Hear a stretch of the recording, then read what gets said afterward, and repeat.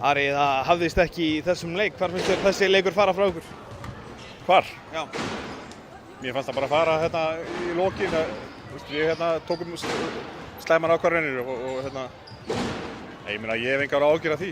Mér finnst liðið vera bara betra í þessu leik heldur en bara á miðvikudaginn, þannig að ég hef engar áhyggjur af þessu. 17-4 eftir nokkrar mínútur og svo breytist. Hvað, voru menn bara ekki tilbúinir í leikinn? Veit ekki, ég veit ekki hvað að segja þetta. Jú, það er allir tilbúinir þannig bara. Það er bara, ég meina, datt ekki með okkur í byrjun. En ég meina, svo bara komum við tilbaka. Það sýndi þetta líka mútið Snæfell daginn, það er komið tilbaka og það er, og við lendum eitthvað undir, þá er þetta lið ekkert að fara að gefast upp. Kannski á fárra höndum að skila miklu sóknarhelmingnum. Getur verið að það hefur verið svolítið munur á liðunum? Nei, það eru 5 í sókn.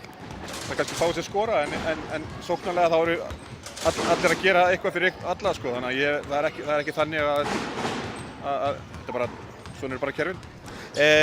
Annar leikurinn með þetta Skallagrímslið og það hérna á þínum gamla heimavelli, er skrítin tilfinning? Það sjálfsögðu. Ég meina, ég er valsari og hérna, það er alltaf skrítið að koma hingað. Það er alltaf leiðið sem ég ólst upp hjá, en mér finnst alltaf gaman að koma hingað. Bara svona því að við hefum ekki spjallað saman sem tókst við í liðinu. Þú náttúrulega spilað heilengi með Skallagrím og þekkir vel til. Gaman að vera komin á nafnum? Já, samanskapi, mjög gaman að vera komin þarna.